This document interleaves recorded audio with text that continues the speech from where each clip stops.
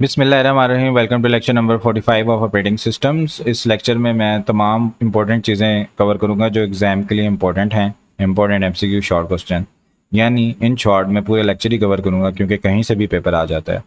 तो हमारे पास last time हम कवर कर रहे थे कि एलोकेशन की डिफरेंट टाइप्स होती हैं।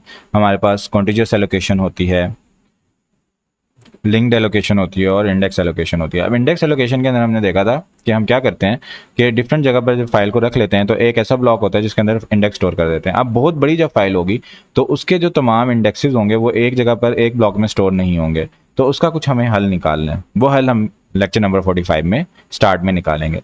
तो हमारे पास जो इंडेक्स एलोकेशन होती है सपोर्ट करती है direct access without suffering from the external fragmentation, क्योंकि जो भी फ्री ब्लॉक होगा वो सेटिस्फाई कर देगा request for the more space.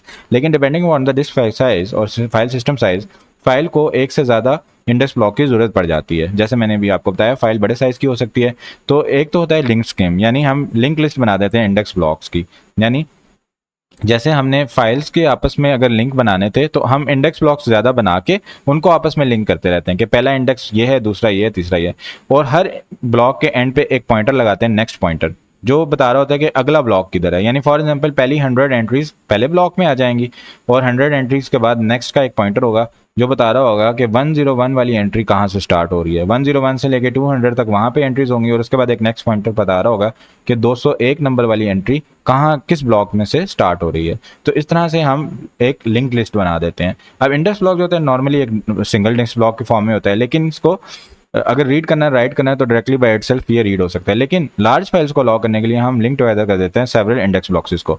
For example एक इंडेक्स ब्लॉक है, उसके अंदर स्मॉल हेडर हो सकता है जिसके अंदर नेम ऑफ द फाइल आ जाएगा, या set of the file 100 disk blocks entries आ जाएंगी। नेक्स्ट एड्रेस जो होगा वो पॉइंट कर रहा होगा नील, अगर सिर्फ एक ही डिस्क ब्लॉक था। लेकिन अगर ज़्यादा डिस्क ब्लॉक्स आ गए हैं तो वो पॉइंटर पॉइंट कर रहा होगा उसका अनदर इंडेक्स ब्लॉक के ऊपर। ठीक है, तो जैसे हमारे पास डायरेक्टरी एंट्री थी, जो लास्ट वाला होगा ये अगले इंडेक्स ब्लॉक्स को पॉइंट कर रहा होगा, जो अगला वाला होगा उसका नेक्स्ट अगले डिस्क ब्लॉक को पॉइंट कर रहा होगा। तो इस तरह से हमारे पास लिंक लिस्ट बन जाती है। दूसरा हमारे पास कंसेप्ट होता है मल्टी लेवल इंडेक्सिंग का। मल्टी लेवल इंडेक्सिंग उसी तरह जैसे मल्टी लेवल पेजिंग थी कि हम क्या करते हैं मल्टीपल इंडेक्सेस ब्लॉक्स को मल्टी लेवल इंडेक्सिंग के जरिए से हैंडल कर रहे होते हैं। जैसे यहाँ पर आपने देखा होगा कि हमारे पास ये फर्स्ट लेवल का इंडेक्स आ गया, ये सेकंड लेवल का इंडेक्स आ गया, ये हमारे पास फाइल डाटा के ब्लॉक्स आ गए हैं। उसके बाद हमारे पास यूनिक्स के अंदर स्पेस एलोकेशन किस तरह से होती है हम देख लेते हैं कि यूनिक्स का जो फाइल मैनेजर होता है ये कम्बिनेशन इस्तेमाल करता है इंडेक्स का और लिंक लिस्ट का फॉर द इंडेक्स टेबल। यानी 10 to 15 डायरेक्ट पॉइंटर्स आ जाते हैं टू द फाइल ब्लॉक और 3 इनडायरेक्ट पॉइंटर्स आ जाते हैं, यानी 1 लेवल इनडायरेक्ट, 2 लेवल इनडायरेक्ट और 3 लेवल इनडायरेक्ट। 1 लेवल इनडायरेक्ट का मतलब है कि जैसे 1 लेवल का उसके अंदर इंडेक्स होगा, जैसे हमने ये देखा यहाँ पे ये 2 लेवल का बना हुआ है, एक 1 लेवल का होगा इसको सिंगल लेवल कहते हैं, एक 2 लेवल का होगा जिसके अंदर 2 लेवल बने होंगे और एक 3 लेवल का होगा। तो ये इनडायरेक्ट होते हैं 3 और बाकी 10 से 15 डायरेक्ट पॉइंटर्स होते हैं। यहाँ पे जो शो किए गए हैं ये डायरेक्ट पॉइंटर्स शो किए गए हैं, सॉरी यहाँ तक जो शो किए गए हैं ये डायरेक्ट पॉइंटर शो किए गए हैं यहाँ तक। अब ये जो आ गया जिसके अंदर एक लेवल आ गया ये सिंगल लेवल का है और ये डबल लेवल का है, और इसके अलावा एक थर्ड लेवल का ट्रिपल इंडायरेक्ट भी होता है जो यहाँ पर शो नहीं किया गया। तो यूनिक्स का जो इनोड होता है इसकी एग्जांपल यहाँ पे गिवन है कि अब यूनिक सिस्टम है, इसके एट्रीब्यूट्स अगर हम कंसीडर करें कि इसके अंदर ब्लॉक साइज है वो 4 KB का एक सिंगल ब्लॉक है और उसके जो डिस्क पॉइंटर है ये 4 बाइट के हैं, यानी 1024 पॉइंट्स पर डिस्क ब्लॉक आ जाते हैं और 10 डायरेक्ट पॉइंटर्स हैं इसके अंदर, बाकी जो हैं वो इनडायरेक्ट पॉइंटर्स हैं। तो इसकी हमने कैलकुलेशन करनी है, ये एग्जाम पॉइंट ऑफ व्यू से इतनी ज़्यादा इंपॉर्टेंट नहीं है, लेकिन फिर भी अगर आप समझना चाहते हैं तो मैं आपको समझा देता हूँ कि हमारे पास 10 डायरेक्ट ब्लॉक पॉइंटर्स हैं और हमारे पास 4 KB के ब्लॉक हैं, 4 बाइट के डिस्क पॉइंटर्स हैं। तो हम क्या करेंगे कि 4 KB को 10 से मल्टीप्लाई करेंगे, 40 KB की हमारी डायरेक्ट एक्सेस आ जाएगी। अब जो मैक्सिमम फाइल साइज़ है उसके ऊपर डिपेंड करता है जो साइज़ ऑफ द ब्लॉक है और जो साइज़ ऑफ डिस्क सेपरेशन हैं जो सिस्टम में यूज़ हुए हैं उनके ऊपर मैक्सिमम फाइल साइज़ डिपेंड करता है। अच्छा, अब जो नेक्स्ट पॉइंटर होगा वो इनडायरेक्ट ब्लॉक्स को हैंडल कर रहा होगा। डायरेक्ट वाले तो हमने निकाल लिए 10 थे, अब इनडायरेक्ट के लिए देखते हैं। जो सिंगल इनडायरेक्ट ब्लॉक होगा वो ऐसा इंडेक्स ब्लॉक होगा जिसके अंदर डाटा नहीं होगा लेकिन एड्रेसेस होंगे blocks that do contain data. फिर उसके बाद हमारे पास डबल इंडायरेक्ट होगा जिसके अंदर एड्रेसेस ऑफ द ब्लॉक होंगे जो कंटेन कर रहे होंगे addresses of the block that contain pointers of the actual data blocks. यानी सिंगल एड्रेस में तो ये चीज़ आ जाएगी। फिर सॉरी डबल में। फिर ट्रिपल में क्या होगा कि हमारे पास जो इंडेक्स ब्लॉक पॉइंटर होगा वो पॉइंट कर रहा होगा फर्स्ट लेवल इंडेक्स ब्लॉक को, फिर वो पॉइंट कर रहा होगा सेकेंड लेवल को, और जो थर्ड लेवल वाला होगा वो पॉइंट कर रहा होगा डाटा को। तो इस तरह से हमारे पास जो मैक्सिमम फाइल साइज बन जाएगा वो बन जाएगा 10 जो डायरेक्ट वाले थे, 1024 जो सिंगल लेवल वाला था 1024 का स्क्वायर, जो डबल लेवल वाला था, और जो ट्रिपल लेवल वाला था उसके लिए हो जाएगा 1024 का क्यूब। जब इन तमाम चीज़ों को हम ऐड कर देंगे तो हमारे पास आ जाएगा एक ओवरऑल जो उसके अंदर साइज होगा। अब इसको जब हम मल्टीप्लाई करेंगे ब्लॉक साइज के साथ तो साइज इन बाइट्स आ जाएगा। तो इसी तरह हम pointer overhead for largest file भी कैलकुलेट कर सकते हैं। अगर उसके अंदर ज़्यादा लेवल्स हैं तो वो हमारे पास पता चल जाएगा हमें। तो ये ज़्यादा इंपॉर्टेंट नहीं था, लेकिन जस्ट मैंने इसको कवर कर दिया है। इसके बाद हमारे पास जो नेक्स्ट कॉन्सेप्ट है that is about file allocation table. जो फाइल सिस्टम होता है M S DOS floppy disk के अंदर वो फाइल एलोकेशन टेबल होता है। ये आपने याद रखना है कि एम एस फ्लॉपी डिस्क के अंदर किस तरह का फाइल सिस्टम होता है। और इसके अंदर क्या होता है, डिस्क को डिवाइड कर दिया जाता है रिजर्व डाटा रिजर्व एरिया के अंदर, जिसके अंदर बूट प्रोग्राम होता है जो उस फ्लॉपी डिस्क को बूट करने के लिए यूज होता है, और एक्चुअल फाइल एलोकेशन टेबल्स होते हैं, रूट डायरेक्टरी होती है, फाइल स्पेस होती है। ये शॉर्ट क्वेश्चन के लिए याद रखने के जो फाइल एलोकेशन टेबल होता है ये किन किन चीज़ों में डिवाइड हुआ होता है। अब जो स्पेस एलोकेट की जाती है फाइल्स के लिए ये रिप्रेजेंट की जाती है by values in the allocation table, यानी जो भी एलोकेशन टेबल के अंदर वैल्यूज होंगी उनसे स्पेस एलोकेट डिफाइन कर दी जाएगी, जो प्रोवाइड करती है link list of the all blocks in the file. अब जो भी एंट्रीज होती हैं इंडेक्स की जाती हैं बाय द ब्लॉक नंबर, और जो वैल्यू होती है टेबल में वो लोकेशन कंटेन कर रही होती है block number for the next file block. जिस तरह हमारे पास वो लिंक्ड इंडेक्सिंग थी, जो फर्स्ट ब्लॉक नंबर होता है फाइल का वो कंटेन कर रहा होता है फाइल की डायरेक्टरी एंट्री को, और स्पेशल वैल्यूज जो होती हैं डेजिग्नेट कर देती हैं एंड ऑफ फाइल अनएलोकेटेड और बैड ब्लॉक्स को। तो इस तरह हमें पता चल जाता है कितनी फाइल के अंदर स्पेस अवेलेबल है, कहाँ पर फाइल एंड हो रही है और कहाँ पर बैड ब्लॉक्स हैं। तो ये ओवरऑल स्ट्रक्चर है फाइल एलोकेशन टेबल का, ये आप यहाँ से देख सकते हैं। उसके बाद हमारे पास फ्री स्पेस मैनेजमेंट हमने करनी होती है। फ्री स्पेस मैनेजमेंट का मतलब क्या है कि जो ऑपरेटिंग सिस्टम है उसने देखना होता है कि कहाँ कहाँ हमारे पास फ्री डिस्क ब्लॉक्स अवेलेबल हैं। तो डिस्क स्पेस जो होती है लिमिटेड होती है और हमें रीयूज़ करनी पड़ती है space from the deleted files for the new files. तो जब हमने ट्रैक रखना होता है फ्री डिस्क स्पेस का तो सिस्टम एक फ्री स्पेस लिस्ट मेंटेन करता है। जो फ्री स्पेस लिस्ट होती है रिकॉर्ड कर लेती है फ्री डिस्क ब्लॉक्स को, जितने भी डिस्क ब्लॉक्स इस टाइम फ्री हैं उनको रिकॉर्ड कर लेगी जो कि एलोकेट नहीं हुए हुए किसी भी फाइल या डायरेक्टरी को। तो जब भी हमने कोई फाइल क्रिएट करनी होती है हम फ्री स्पेस लिस्ट को सर्च करते हैं और रिक्वायर्ड अमाउंट ऑफ स्पेस हमें मिल जाती है और एलोकेट कर देते हैं ये स्पेस न्यू फाइल को। This space is then remove from the free space list, और फ्री स्पेस लिस्ट में से फिर इस स्पेस को रिमूव कर देते हैं क्योंकि अब ये फ्री नहीं होती, ये किसी को एलोकेट हो चुकी होती है। जब भी कोई फाइल डिलीट की जाती है तो इसकी जो स्पेस होती है ये फ्री स्पेस लिस्ट के अंदर ऐड कर दी जाती है। ये आपने शॉर्ट क्वेश्चन के लिए याद रखना है कि फ्री स्पेस लिस्ट का क्या कॉन्सेप्ट होता है, बहुत ही आसान कॉन्सेप्ट है। इसके बाद हमारे पास बिट वेक्टर्स होते हैं। तो फ्रीक्वेंटली यानी ज़्यादातर हमारे पास जो फ्री स्पेस लिस्ट होती है ये बिट मैप या बिट वेक्टर की मदद से इंप्लीमेंट की जाती है। Each block is represented by 1 bit, यानी जितने भी ब्लॉक्स होंगे 1 बिट से रिप्रेजेंट किए जाएंगे। अगर ब्लॉक फ्री है तो बिट 1 होगी, लेकिन अगर ब्लॉक एलोकेटेड है तो बिट 0 होगी। ये बहुत इंपॉर्टेंट एमसीक्यू है। ये अप्रोच जो होती है रिलेटिवली सिंपल होती है और एफिशिएंट होती है in finding the first free block और एन कंसेक्टिव फ्री ब्लॉक्स, यानी जहाँ जहाँ हमारे पास बिट 1 होगी हमें पता चल जाएगा कि ये ब्लॉक्स फ्री हैं, हम वहाँ से उनको उठा लेंगे। तो यहाँ पे जो फिगर है इसमें गिवन है कि 0 का मतलब है कि वो फ्री है, जबकि यहाँ टेक्स्ट में गिवन है कि 1 का मतलब है वो फ्री है। तो इसके अंदर थोड़ी सी एम्बिग्यूटी है, तो आपने देख लेना कि राइट आंसर इसका क्या होना चाहिए। आप इंस्ट्रक्टर से कमेंट कर लें लेक्चर के ऊपर व्यू में LMS पर कि इसका राइट आंसर क्या होना चाहिए, कि जब फ्री होगा तो क्या होना चाहिए नंबर यहाँ पर, क्योंकि यहाँ पर एम्बिग्यूटी है, यहाँ पर कोई और नंबर दिया गया और यहाँ पर कोई और नंबर दिया गया। उसके बाद कोई भी हमने कैलकुलेशन करनी हो ब्लॉक नंबर की तो हम कैसे करते हैं कि जो नंबर ऑफ बिट्स पर वर्ड हैं उसको मल्टीप्लाई कर देते हैं नंबर ऑफ 0 वैल्यू वर्ड्स के साथ और उसके अंदर offset of the first bit add कर देते हैं। ये आपने शॉर्ट क्वेश्चन के लिए याद रखना है। Next overhead of the bit map, बहुत ही ज़्यादा इंपॉर्टेंट शॉर्ट क्वेश्चन है, बहुत ही ज़्यादा रिपीट होता है कि ब्लॉक साइज और डिस्क साइज गिवन होगा।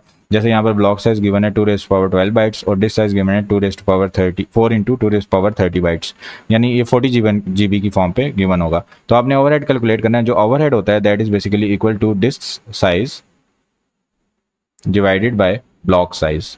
तो जो डिस्क साइज होगा उसको आपने ऊपर रखना है, ब्लॉक साइज से डिवाइड करना है, तो आपके पास ओवरहेड कैलकुलेट हो जाएगा। ये बहुत ही ज़्यादा इंपॉर्टेंट शॉर्ट क्वेश्चन है, इसको आपने रट लेना है बेशक अगर आपको कैलकुलेशन में इशू हो रहा है। तो नेक्स्ट हमारे पास लिंक लिस्ट का कॉन्सेप्ट है। पहले हमने बिट मैपिंग का देखा था। लिंक लिस्ट के अंदर क्या होता है कि फ्री स्पेस मैनेजमेंट की जाती है, link together all the free disk block जहाँ भी अवेलेबल होते हैं, और हमारे पास पॉइंटर होता है to the first free block in the special location on the disk, और कैशे कर लेते हैं इसको मेमोरी में। तो फर्स्ट ब्लॉक जो होता है ये कंटेन करता है पॉइंटर टू द नेक्स्ट, यानी उसके बाद सो ऑन एंड तक इसी तरह पॉइंटर चलते रहते हैं जिस तरह नॉर्मल लिंक लिस्ट होती है। लेकिन जो स्कीम होती है ये एफिशिएंट नहीं होती क्योंकि ट्रेवर्स करने के लिए लिस्ट को आपको हर ब्लॉक को रीड करना पड़ता है और सब्सटेंशियल हमारे पास इनपुट आउटपुट टाइम आ जाता है, और कंटिन्यूस स्पेस भी इसमें नहीं मिलती क्योंकि लिंक लिस्ट तो जहाँ से भी मर्जी ब्लॉक उठा लेता है और उसको लिंक कर लेता है आपस में। तो फॉलोइंग डायग्राम शो करती है लिंक लिस्ट मैपिंग को। कि यहाँ पर हमारे पास जो जो फ्री ब्लॉक्स थे, लिस्ट ने क्या किया कि यहाँ से उसको स्टार्ट किया और तमाम फ्री ब्लॉक्स की एक लिस्ट बना के रख ली। तो ये आप देखें तो कॉन्टिजियस हमारे पास नहीं है। अगर हमने कॉन्टिजियस मेमोरी लेनी है तो उसके लिए ये चीज़ सही नहीं होती, ये वाला फ्री स्पेस का मैकेनिज्म सही नहीं होता। तो इसी तरह हम जो लिंक लिस्ट है उसका भी ओवरहेड कैलकुलेट कर सकते हैं, जैसे हमने बिटमैप का किया था, लेकिन बिटमैप वाला आपने अच्छे से कर लेना है फॉर दी एग्जाम। अच्छा, नेक्स्ट हमारे पास ग्रुपिंग का मेथड होता है कि फॉर एग्जांपल मेरे पास ये सारे ब्लॉक्स अवेलेबल हैं, ये सारे ब्लॉक्स अवेलेबल हैं, तो इनके ग्रुप्स बन जाते हैं और जो ग्रुप का पहला मेंबर होता है ये बता देता है कि मेरे से आगे कितने ब्लॉक्स जो हैं वो फ्री पड़े हुए हैं। तो फ्री लिस्ट अप्रोच की ये होती है कि एड्रेसेस एन फ्री ब्लॉक्स के फर्स्ट ब्लॉक में स्टोर कर लेते हैं, और जो फर्स्ट एन माइनस ब्लॉक्स होते हैं वो एक्चुअली फ्री होते हैं, जो लास्ट ब्लॉक होता है वो कंटेन कर रहा होता है नेक्स्ट ब्लॉक का पॉइंटर। और इस तरह मतलब लिंक लिस्ट और ग्रुपिंग आपस में मैच हुई होती है। तो इस इम्प्लीमेंटेशन की इंपॉर्टेंस ये होती है कि एड्रेसेस जो large number of free blocks के हैं इनको क्विकली हम ढूंढ सकते हैं कि इकट्ठे इकट्ठे वो ब्लॉक मिल जाते हैं। उसके बाद काउंटिंग भी ग्रुपिंग से मिलता जुलता होता है कि हम क्या करते हैं कि जो ब्लॉक्स होते हैं उनका जो पहला ब्लॉक है उसके अंदर क्वांटिटी लिख देते हैं कि फॉर एग्जांपल 20 अगर मैंने लिख दिया तो इसका मतलब यहाँ से लेके आगे 20 सेल्स मेरे पास फ्री अवेलेबल हैं। We keep the address of the first free block and the number n of the free contiguous blocks that follow the first block, यानी उसके आगे जितने भी कॉन्टिजियस ब्लॉक्स हैं उसका नंबर हम इसके अंदर रख लेते हैं in each entry of the block. This scheme is good for contiguous allocation. Contiguous allocation के लिए बहुत ज़्यादा अच्छी होती है, लेकिन हर एंट्री में रिक्वायर मोर स्पेस और ओवरऑल लिस्ट जो होती है वो शॉर्टर हो जाती है। उसके बाद हमारे पास इनपुट आउटपुट ऑपरेशंस का कॉन्सेप्ट आता है। फ्री स्पेस लिस्ट का कॉन्सेप्ट यहाँ पर खत्म होता है कि हमारे पास जो वेरियस एलोकेशन स्कीम्स होती हैं अगर हमने पता लगाना हो कि वो कितनी अच्छी हैं तो हम number of input output operation से पता लगाते हैं। तो अगर हम अज्यूम करें कि हमारे पास डायरेक्टरी है, बिटमैप है और इंडेक्स ब्लॉक्स हैं मेन मेमोरी के अंदर, और वर्स्ट केस और बेस्ट केस सिनेरियोज हैं, और फाइल साइज है हमारे पास 100 ब्लॉक्स का, और हमने डिटरमिन करना हो number of input output operations needed to insert a block after 50th block, यानी 50th ब्लॉक के बाद हमने कुछ इंसर्ट करना हो, या 50th ब्लॉक को रीड करना हो, या इंसर्ट करना हो 101st ब्लॉक को, या डिलीट करना हो 50th ब्लॉक को। तो अगर तो हमने किसी ब्लॉक के बिल्कुल एंड में इंसर्ट करना है तो फिर तो हम क्या करते हैं, लिंक लिस्ट ठीक रहती है कि उसके अंदर टेल हमारे पास स्टोर है। लेकिन अगर बीच में कहीं पर स्टोर करना है तो लिंक लिस्ट ठीक नहीं रहती। तो और इसी तरह हम क्या करते हैं, इन number of input output operations calculate करते हैं कि किस में कम लग रहे हैं किस में ज़्यादा लग रहे हैं। तो यहाँ पर ये पूरा पैराग्राफ है इसी चीज़ को एक्सप्लेन कर रहा है कि हमारे पास क्या होता है कि जो फर्स्ट पार्ट होता है first case scenario, first case scenario में क्या होगा कि हम ज़्यादा से ज़्यादा स्पेस रखेंगे। अब हमारे पास फ्री ब्लॉक अगर अवेलेबल नहीं है बिफोर और आफ्टर द फाइल, तो इसका मतलब ये है कि फाइल ने पूरी जगह ले ली है। तो आपने 101 कंटिन्यूस फ्री ब्लॉक्स डिस्क में लेकर आने हैं। तो उसको करने के लिए क्या करेंगे कि जो पहला इन्होंने ऑप्शन दिया हुआ है ना यहाँ पर, insert the block after the 50th block, ये इसको कवर करें कि हमने कंटिन्यूस मेमोरी है और 50 ब्लॉक में डाटा पड़ा हुआ है, अब 51 नंबर का डाटा आ गया, अब वो आप इसके आगे नहीं रख सकते क्योंकि यहाँ पर जगह अवेलेबल नहीं है, ये वर्स्ट सिचुएशन है। तो अब हमने क्या करना है कि हमें क्या करना पड़ेगा कि जो फर्स्ट 50 ब्लॉक्स थे इनको न्यू लोकेशन पर कॉपी करना पड़ेगा क्योंकि ज़्यादा जगह ढूंढनी पड़ेगी। इसके लिए क्या करेंगे, मेमोरी में पहले रीड करेंगे फिर राइट करेंगे डिस्क पर, तो 100 इनपुट आउटपुट ऑपरेशन होंगे, यानी जो पुराना डाटा पड़ा था पहले उसको कंट्रोल सी करेंगे वो कॉपी हो जाएगा मेमोरी में, फिर कंट्रोल वी करेंगे नई जगह पे पेस्ट होगा, तो 50 ब्लॉक्स के लिए 100 इनपुट आउटपुट ऑपरेशन हो जाएंगे। और जो न्यू ब्लॉक हमने राइट करना है 51 यानी जो 51st ब्लॉक है उसके लिए सिंगल इनपुट आउटपुट ऑपरेशन होगा, और जो लास्ट 50 ब्लॉक्स थे उनको न्यू लोकेशन पर मूव करेंगे, फिर 100 इनपुट आउटपुट ऑपरेशन हो जाएंगे। तो जो डायरेक्टरी एंट्री और बिटमैप ब्लॉक्स होते हैं उन वो मॉडिफाई उनको भी करना होगा, तो उनको भी डिस्प्ले लिखना होगा जो हमारे पास रेफर कर रही है डायरेक्टरी एंट्री जो बता रही है कि फाइल कहाँ पर पड़ी हुई है, और बिट मैप बता रहा है कि कौन कौन से फ्री ब्लॉक्स थे। तो हमारे पास जो टोटल ऑपरेशंस आ जाएंगे वो 203 इनपुट आउटपुट ऑपरेशंस आ जाएंगे। तो ये एग्जाम के लिए इतना इंपॉर्टेंट नहीं है, आप इसको स्किप भी कर सकते हैं। अब बेस्ट केस में क्या होगा कि हमारे पास एटलीस्ट 1 फ्री ब्लॉक अवेलेबल होगा आफ्टर द फाइल, तो हमारे पास जो टोटल इनपुट आउटपुट ऑपरेशन होंगे वो होंगे 100 + 1 + 2 यानी 103 input output operation. Worst situation में 203 हुए, बेस्ट में हमारे पास 103 हो जाएंगे। 100 ऑपरेशन किस लिए होंगे, शिफ्ट करने के लिए फर्स्ट और last 50 blocks to the left और राइट। तो रिमेनिंग क्वेश्चन जो है वो आप खुद से आंसर कर सकते हैं following the same approach and reasoning. Similarly आप इन क्वेश्चंस को लिंक और इंडेक्स अप्रोच के लिए भी कैसे करना है वो आप कर सकते हैं। ये जो उन्होंने सारा एक्सप्लेन किया था ये बिट मैपिंग के लिए एक्सप्लेन किया था।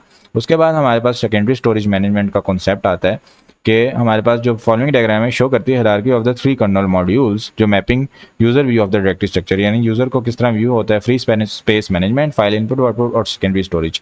ये शॉर्ट क्वेश्चन के लिए आपने याद रखना है कि कौन कौन से हमारे 3 कर्नल मॉड्यूल्स होते हैं जो यूजर व्यू के लिए होते हैं। एक होता है फ्री स्पेस मैनेजमेंट, एक होता है फाइल इनपुट आउटपुट या इनपुट आउटपुट सिस्टम, और तीसरा हमारे पास सेकेंडरी स्टोरेज मैनेजमेंट होता है।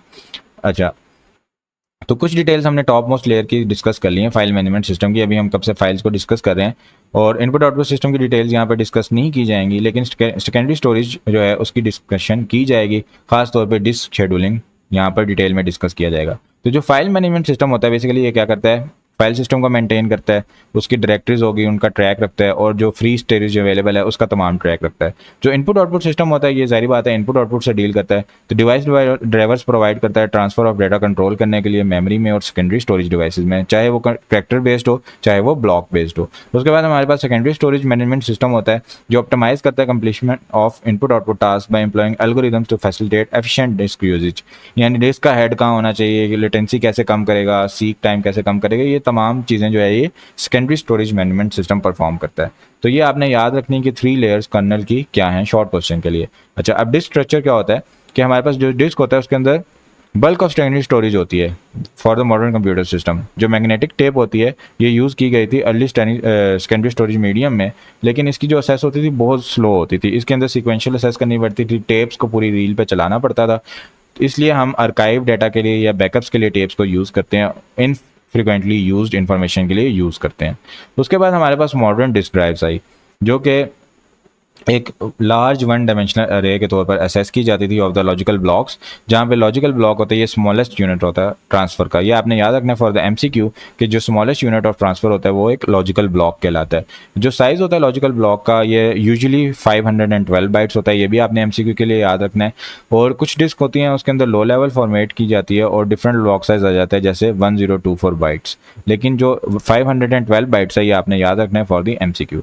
जो हमारे पास वन डायमेंशनल अरे है लॉजिकल ब्लॉक्स की, ये मैप कर दी जाती है सेक्टर्स में, ठीक है। यानी इसको मैं अगर फिगर से आपको थोड़ा सा बताऊं कि हमारे पास अगर ये पूरी एक डिस्क है, ठीक है, तो इस डिस्क के अंदर हम क्या करेंगे, ये पिज़्ज़ा स्लाइस को छोटे छोटे टुकड़ों में काट देंगे। तो ये जो पिज़्ज़ा के पीसीज बन गए ये सेक्टर्स हैं। और उसके बाद अगर हम देखें सेंटर में कुछ चीज़ है, कुछ बाहर है, कुछ इस तरह से है, तो हम कहते हैं ना कि किनारों को आप कबाब स्टफ़ कर दो या चीज़ स्टफ़ कर दो, और सेंटर में हम कहते हैं कि ऑलिव्स हो जाएंगे, इधर चिकन आ जाएगा। तो ये जो हमारे पास सर्कल्स हैं ये हमारे पास बेसिकली ट्रैक्स होते हैं, और ये जो चीज़ होती है जो इस तरह स्लाइसिस में डिवाइड कर रही होती है ये बेसिकली सेक्टर्स होते हैं। तो ब्लॉक 0 होता है ये फर्स्ट सेक्टर होता है फर्स्ट ट्रैक का ऑन द आउटरमोस्ट सेक्टर, और जो मैपिंग होती है वो प्रोसीड होती है ऑर्डर में through the track even though the rest of the track in that cylinder, जो उस सिलेंडर में ट्रैक होंगे, और फिर उसके बाद from the rest of cylinder from outermost to innermost. तो ये पेपर के लिए इंपॉर्टेंट नहीं है, जो पेपर के लिए इंपॉर्टेंट आएगी डिस्क शेड्यूलिंग वो मैं आपको बताऊंगा। तो इस मूविंग को हैंडल करने के लिए बाय यूजिंग दिस मैपिंग, जो हम मैपिंग कर रहे थे, we can at least in theory convert a logical block number into an old style disk address. यानी जो हमारे पास लॉजिकल एक ब्लॉक नंबर है उसको हम डिस्क एड्रेस में कन्वर्ट कर देते हैं, जिसके अंदर सिलेंडर नंबर होता है, ट्रैक का नंबर होता है कि कौन सा ट्रैक है विद इन अ सिलेंडर, और सेक्टर नंबर होता है कि कौन सा सेक्टर है। यानी एग्जैक्टली हमने देखना होता है कि किस जगह पर डाटा है। तो ये बहुत ज़्यादा डिफिकल्ट होता है प्रैक्टिस में इस ट्रांसलेशन को परफॉर्म करना। एक तो ये है कि ज़्यादातर जो डिस्क होती हैं उनके अंदर डिफेक्टिव सेक्टर्स होते हैं, हर सेक्टर में डाटा नहीं पड़ा होता, लेकिन मैपिंग हाइड कर देती है इस चीज़ को और स्पेस फैक्टर को सब्स्टिट्यूट कर देती है from elsewhere on the disk, लेकिन मैपिंग में ये चीज़ नज़र नहीं आ रही होती। दूसरा ये कि जो नंबर ऑफ सेक्टर्स पर ट्रैक होते हैं ये कांस्टेंट नहीं होते ड्राइवर्स में। जो ड्राइव्स होती हैं किसी में कोई नंबर ऑफ सेक्टर होते हैं, किसी में कोई होते हैं, तो ट्रांसलेशन थोड़ी मुश्किल बन जाती है। अच्छा, जो ऐसे मीडिया होते हैं जिसके अंदर कांस्टेंट लीनियर वेलोसिटी यूज होती है, डेंसिटी ऑफ बिट्स पर ट्रैक इज यूनिफॉर्म। तो जो डेंसिटी होती है बिट्स पर ट्रैक की वो यूनिफॉर्म होती है। जितनी हमारे पास सबसे अंदर वाले ट्रैक पर डेंसिटी होगी डाटा की, उतनी ही सबसे बाहर वाले ट्रैक पर होगी। ये होता है constant linear velocity. The farther a track is from the center of the disk the greater is the length. जितना ज़्यादा ट्रैक बाहर हो, अब देखें यहाँ पर छोटा ट्रैक बन रहा है अगर सेक्टर डिवाइड किया जाए, लेकिन जैसे जैसे बाहर जाएंगे ट्रैक बड़ा होता जाएगा। तो हमारे पास क्या होता है, as we move from outer zone to the inner zone, यानी जब बाहर से अंदर की तरफ आते हैं, the number of sector per track decreases.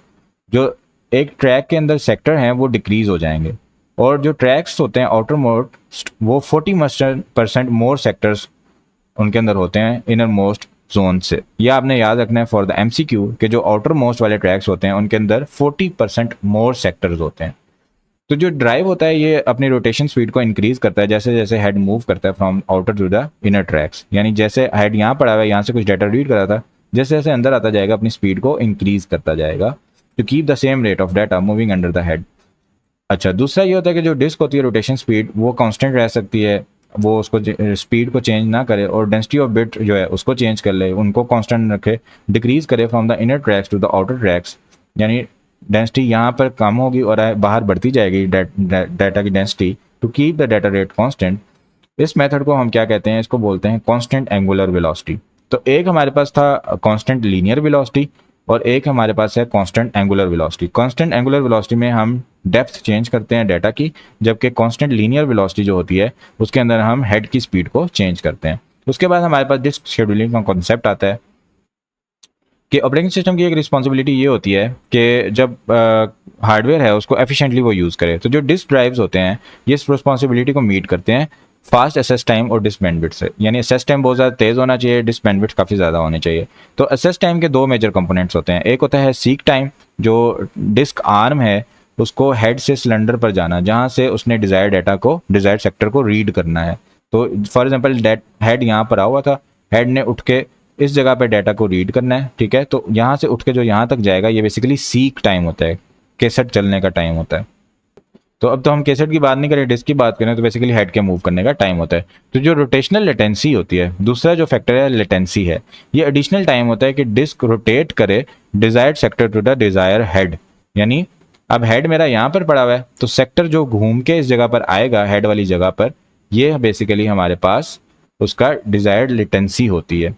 अच्छा, अब हेड ने आगे पीछे मूव करना होता है, सेक्टर ने ऐसे मूव करना होता है। तो बेसिकली ये towards each other move करते हैं, जहाँ पे भी हमारा डाटा पड़ा हुआ है उस इंटरसेक्शन पे फिर हम डाटा रीड करते हैं। तो जो डिस्क बैंडविड्थ होती है ये टोटल नंबर ऑफ बाइट्स होती हैं ट्रांसफर की जा रही होती हैं divided by the total time between the first request for the service and the completion of the last transfer. तो ये आपने याद रखना है कि ये क्या चीज़ होती है कि टोटल नंबर ऑफ बाइट्स को अगर हम डिवाइड कर दें टोटल टाइम से तो ये बेसिकली डिस्क की बैंडविड्थ होती है। अगर हम इंप्रूव कर दें असेस टाइम को और बैंडविड्थ को by scheduling the service of disk input output तो बहुत अच्छा हो जाएगा, हमारे पास असेस टाइम इंक्रीज हो जाएगा और बैंडविड्थ भी इंक्रीज हो जाएगी कि अगर हम एक अच्छे ऑर्डर में रिक्वेस्ट को सर्विस करें। तो जो पॉपुलर हमारे पास एल्गोरिदम्स हैं या ऑर्डर्स हैं अच्छा करने के लिए असेस टाइम और बैंडविड्थ को, वो ये गिवन है, ये आपने याद रखने हैं फॉर द लॉन्ग क्वेश्चन। हमारे पास है first come first serve, short seek time first, scan look, circular scan या सर्कुलर लुक।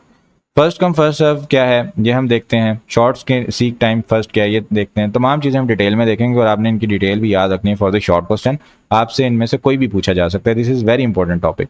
तो फर्स्ट 4 ऑफ दिस एल्गोरिदम्स हम डिस्कस करेंगे एग्जाम्पल के साथ, और डिस्क हमने जो कंसीडर की है 200 सिलेंडर्स की है। अच्छा, अब पहले हम फिगर से देखेंगे फिर टेक्स्ट को देखेंगे। तो हमारे पास for example first come first serve है, तो क्यू जो होगी उसके अंदर क्या होगा कि हेड हमारा 53 से स्टार्ट कर रहा है, तो जो भी यहाँ पर पहले आएगा 98 पहले आया उसको रीड करेगा, फिर 183 आया फिर उसको रीड करेगा। तो जो भी फर्स्ट कम जो भी क्यू में पहले आया उसको पहले वो सर्व कर देगा। This is first come first serve basis scheduling. तो simplest form of task scheduling यही होती है FCFS। जो एल्गोरिदम होता है ये बहुत ज़्यादा फेयर होता है, यानी जो भी पहले आएगा उसको ये सर्व कर देगा, लेकिन इसके अंदर फास्टेस्ट सर्विस नहीं होती। अब फॉर एग्जांपल एक डिस्क क्यू है जिसके अंदर इनपुट आउटपुट ब्लॉक सिलेंडर के अंदर ये गिवन है, और जो डिस्क हेड है वो इनिशियली सिलेंडर 53 पर पड़ा हुआ है, और डायरेक्शन ऑफ मूवमेंट जो है वो from left to right, left से राइट की तरफ वो जा रहा है। तो फ्रॉम सिलेंडर 0 टू सिलेंडर 199 ये पहले मूव करेगा 53 से 98 पर, 53 से 98 पर, फिर 98 से 183, फिर 183 से 37, फिर 122, जो भी सीक्वेंस है उसमें मूव करता जाएगा और फाइनली एंड पर ये 67 पर पहुंच जाएगा। जो टोटल हेड मूवमेंट बनेगी वो बनेगी 640। जब आप इन सब का डिफरेंस आपस में निकालेंगे जो टोटल मूवमेंट बनेगी हेड की वो 640 बन जाएगी। उसके बाद हमारे पास क्या होगा कि ये जो वाइड स्विंग है 122 से 14 वाला, यानी जो बेसिकली यहाँ से लेके ये वाला जो स्विंग है ये बहुत बड़ा डिस्टेंस है, ठीक है, और ये भी बड़ा डिस्टेंस है जो 183 से 37 पर आए हैं, ठीक है, एंड बैक टू 124 और 124 पर जो वापस आ रहे हैं, मतलब यहाँ से यहाँ गए और यहाँ आए, ये एक बड़ा स्विंग पड़ गया ना। यहाँ से यहाँ बिल्कुल करीब था, पहले इसको रीड कर लेते फिर इधर चले जाते। तो ये जो प्रॉब्लम है ये शेड्यूलिंग के साथ आती है। तो अगर सिलेंडर रिक्वेस्ट 37 और 14 की साथ में सर्विस की जाती या एक दूसरे के आगे पीछे की जाती तो हेड मूवमेंट रिड्यूस हो जाती और परफॉर्मेंस इंक्रीज हो जाती। लेकिन हमें अभी फर्स्ट कम फर्स्ट सर्व देखना है कि हम क्या करते हैं कि जो पहले हमारे पास हेड आता है हम उसको रीड कर लेते हैं। उसके बाद हमारे पास है SSTF यानी शॉर्टेस्ट सीक टाइम फर्स्ट, यानी जहां पर भी सीक टाइम कम लगेगा तो हम इस टाइम देखेंगे कि हमारा हेड कहाँ पड़ा हुआ है और जहां तक पहुंचने में उसको कम टाइम लगेगा वो हम पहले सर्व करते हैं। तो ये रीजनेबल होता है कि तमाम request close to the current head position हम सर्व कर दें before moving the head far away, क्योंकि अभी हमने यही चीज़ देखी थी कि हम अगर इन दोनों को पहले कर देते, अब जो हेड यहाँ पड़ा था तो इसको कर देते तो अच्छा हो जाता। तो यहाँ पर क्या होता है कि अजम्पशन ये होती है basis for the shortest seek time first algorithm. जो shortest seek time first algorithm है ये सिलेक्ट करता है request with the minimum seek time from the current head position, यानी जो भी रिक्वेस्ट अभी करंट हेड पोजीशन से करीब तरीन है पहले ये वहाँ जाता है। तो जो सीक टाइम होता है ये इंक्रीज करता रहता है with the number of cylinder traversed by the head. जैसे जैसे हेड ट्रेवर्स करेगा सीक टाइम इंक्रीज करता है, तो इस वजह से ये करीब तरीन चीज़ को सिलेक्ट करता है। तो जो shortest seek time first choose करता है pending request closer to the current head position, दोबारा वही बात लिखी हुई है। तो इसको फिगर से देखते हैं। फॉर एग्जाम्पल हम यहाँ पर अभी थे 53 पर, तो ये 98 को प्रोसेस नहीं करेगा बल्कि ये देखेगा 53 से सबसे करीब कौन सा है। तो 53 से जो सबसे करीब है इस टाइम वो हमारे पास है 65, तो ये 65 पे जाएगा। फिर 65 से करीब तरीन है 67, फिर 67 पे जाएगा। फिर 67 से करीब तरीन कौन सा है 37 है, तो ये 37 पर जाएगा। तो इस तरह से ये प्रोसेस करेगा, जो करीब तरीन होगा उसको प्रोसेस करता जाएगा। तो जो क्लोजेस्ट रिक्वेस्ट यहाँ पर इनिशियल हेड पोजीशन की तमाम डिटेल लिखी हुई है कि उसके बाद ये करीब था उसके बाद ये करीब था। तो जो शेड्यूलिंग मेथड है उसके अंदर जो टोटल हेड मूवमेंट आई है वो 236 आई है। कहाँ पहले 640 था और कहाँ हम 236 पर आ गए। Little more than 1/3 of the distance needed for the first come first serve scheduling of the request queue. अब ये जो हमारे पास एल्गोरिदम है ये सब्सटेंशियल इंप्रूवमेंट देता है परफॉर्मेंस में, लेकिन ये ऑप्टिमल फिर भी नहीं है, क्योंकि जो हमारे पास टोटल हेड मूवमेंट है वो 208 सिलेंडर्स की अगर हम कर लें फिर भी हमारी ये तमाम रिक्वेस्ट सेटिस्फाई हो जाती हैं, जबकि अभी हम 236 की कर रहे हैं, 208 में ये सेटिस्फाई हो जाएंगी। ठीक है, उसके बाद हमारे पास स्कैन का एल्गोरिदम होता है। जो स्कैन एल्गोरिदम होता है इसके अंदर क्या होता है कि डिस्क आर्म एक एंड से स्टार्ट करेगा और दूसरी तरफ स्कैन करेगा पूरा, और रास्ते में जो जो रिक्वेस्ट आती जाएंगे उनको फुलफिल करता जाएगा। तो start at the one end of disk and move toward the other end, servicing request as it request reaches each cylinder, यानी जो जो रास्ते में रिक्वेस्ट आ जाएंगे उनको सर्विस करता जाएगा until it gets to the other end of the disk. अब दूसरे एंड पे क्या होगा, direction of the head movement reverse कर दी जाएगी और वापस जो वापसी के रास्ते पे जो सर्विसेज रहती रहेंगी वो उनको सर्विस करता रहेगा। अब हमारे पास जो हेड है वो बैक एंड फोर्थ इसी तरह स्कैन करता रहता है अक्रॉस द डिस्क। अब इसी एग्जांपल अगर हम यूज़ करें तो जो हमारे पास शेड्यूल रिक्वेस्ट है उनको अब स्कैन अप्लाई करने से पहले हमें एक तो डायरेक्शन ऑफ हेड पता होना चाहिए और दूसरा हेड कहाँ से स्टार्ट होगा उसकी करंट पोजीशन क्या है ये पता होना चाहिए। अब डिस्क हम फॉर एग्जांपल 0 की तरफ मूव कर रहा है और तो पहले ये 37 को सर्विस करेगा फिर 14 करेगा। अगर फिगर गिवन है तो हम फिगर से देख लेते हैं। अच्छा, अब यहाँ पर अगर फॉर एग्जांपल हेड खड़ा हुआ है और यहाँ से इस तरफ 0 की तरफ जा रहा था तो पहले जो भी रास्ते में 37 आएगा उसको करेगा, फिर 14 को, फिर 0 को, फिर इधर जाएगा तो रास्ते में जो जो आते जाएंगे उनको सर्विस करता जाएगा। तो ये तमाम डिटेल्स यहाँ पर लिखी हुई हैं कि जब ये सर्विस करेगा तो हमारे पास जो टोटल हेड मूवमेंट आएगी वो फिर 236 सिलेंडर्स के इक्वल आएगी। ठीक है, तो अगर रिक्वेस्ट क्यू में अराइव करती है just in the front of hand तो इमीडिएटली सेव हो जाएगी, यानी रास्ते में जा रहा था, रास्ते में जाते जाते कोई रिक्वेस्ट आई तो वो रास्ते में जाते जाते उसको सर्व कर देगा। उसके बाद हमारे पास request arriving behind the head, लेकिन हेड अगर आगे निकल गया है और रिक्वेस्ट यहाँ पर आई है तो वो उसको सर्विस नहीं करेगा, वो जब रिवर्स गियर लगा के दोबारा इधर आएगा तब उसको ये सर्विस करेगा। जो स्कैन एल्गोरिदम होता है इसको एलिवेटर एल्गोरिदम भी बोलते हैं, क्योंकि जो डिस्क आर्म होता है ये बिहेव करता है एलिवेटर की तरह। जैसे बिल्डिंग में क्या होता है, एलिवेटर पहले कभी ऊपर जा रही होती है, लेकिन जब ऊपर जा रही होती है तो एक ही डायरेक्शन में ऊपर जाती है, जब टॉप फ्लोर पे पहुंच जाती है फिर वो नीचे आना शुरू करती है। जो लिफ्ट होती है उसकी तरह ये काम करता है, इसलिए इसको एलिवेटर एल्गोरिदम भी बोला जाता है। उसके बाद हमारे पास जो नेक्स्ट कॉन्सेप्ट है that is about look algorithm. Look क्या करता है कि एल्गोरिदम जो है ये स्कैन का ही वर्जन है, लेकिन इस एल्गोरिदम के अंदर आर्म जो होता है ये goes as far as the last request in each direction, यानी हेड जाएगा इस डायरेक्शन में फिर इस डायरेक्शन में, लेकिन कंप्लीट दीवार तक नहीं जाएगा बल्कि उस जगह तक जाएगा जहां तक बटन प्रेस हुआ है लिफ्ट का। अगर तीसरे फ्लोर पे बस बटन प्रेस हुआ था, 10वें फ्लोर वाले ने प्रेस नहीं किया तो लिफ्ट 10वें फ्लोर तक नहीं जाएगी। बस ये लुक एल्गोरिदम होता है। ये फिर क्या करता है कि रिवर्स कर देता है डायरेक्शन को इमीडिएटली, जैसे लास्ट रिक्वेस्ट को सर्व करता है और दूसरी डायरेक्शन में मूव करना शुरू कर देता है। अब request continue to move in the given direction, देखता है कि रिक्वेस्ट कोई है तो नहीं, उसको सर्व कर देता है। अब जो भी हमारे पास गिवन रिक्वेस्ट यहाँ पर क्यों है, जब इनको हम सर्व करें और टोटल हेड मूवमेंट निकालें तो हमारे पास 208 निकल कर आ जाएगी, जो कि 640 से भी कम है और 236 से भी कम है। तो इसका मतलब कि इस क्यू के लिए जो बेस्ट एल्गोरिदम आया वो लुक एल्गोरिदम आया। उसके बाद हमारे पास सी स्कैन और सी लुक एल्गोरिदम्स होते हैं। सी स्कैन और सी लुक एल्गोरिदम्स जो होते हैं, ये क्या होता है कि जब डिस्क का जो हेड होता है ये अपनी डायरेक्शन को रिवर्स करता है तो ये दूसरे एंड तक फुल जाता है विदाउट सर्विंग एनी रिक्वेस्ट। यानी जो हमारे पास स्कैन था वो तो क्या करता था, जब इस तरह जाता था तो तमाम जो भी रास्ते में रिक्वेस्ट आती थी उनको स्कैन करता रहता था। लेकिन जो सी स्कैन होता है, सी लुक होता है, ये कोई भी रिक्वेस्ट सर्व किए बगैर एक एंड तक जाता है और फिर reverse again and start serving request. यानी सिर्फ एक ही डायरेक्शन में वो रिक्वेस्ट को सर्व करता है, दूसरी डायरेक्शन में सर्व नहीं करता। यानी these algorithm serve request in only one direction. बस इतनी ही बात यहाँ पर लिखी हुई है, इससे ज़्यादा यहाँ पर डिटेल नहीं है। यहाँ पर हमारी ये लेक्चर सीरीज़ एंड होती है। अगर ये वीडियो सीरीज़ आपके लिए बेनिफिशियल थी तो आप इस चैनल को सब्सक्राइब करें और बाकी लोगों के साथ शेयर करें, क्योंकि लास्ट टाइम मिड में भी ये इशू हुआ था कि CS604 के लेक्चर स्टूडेंट्स तक नहीं पहुँचे थे और उन्होंने बोला था कि वो शॉर्ट लेक्चर्स देख के गए हैं और उनके अंदर जो सिलेबस पढ़ाया गया उनका पेपर उसके अलावा आ गया। तो इस वजह से मैंने सीरीज़ में तमाम टॉपिक्स डिटेल में एक्सप्लेन किए हैं, किसी भी चीज़ को स्किप नहीं किया। इसलिए आप दूसरों का भला करें, कर भला हो भला, और वीडियो पर लाजमी कमेंट करके मुझे फीडबैक में बताएं कि आपके लिए ये सीरीज़ कैसी थी। अगर पसंद नहीं आई तो फिर भी स्टूडेंट्स के साथ शेयर करें और उनको बताएं कि ये सीरीज़ कभी ना देखना, बिल्कुल भी अच्छी सीरीज़ नहीं थी। और अगर पसंद आती है तो फिर भी उनके साथ शेयर करें और उनको रिकमेंड करें कि अगर आपने CS604 को डिटेल में पढ़ना है तो आप इस सीरीज़ से पढ़ सकते हैं। Thank you so much everyone for joining and watching. अपनी प्यारी प्यारी दुआओं में याद रखिएगा। Best of luck for your final term exams. Take care. अल्लाह हाफिज़।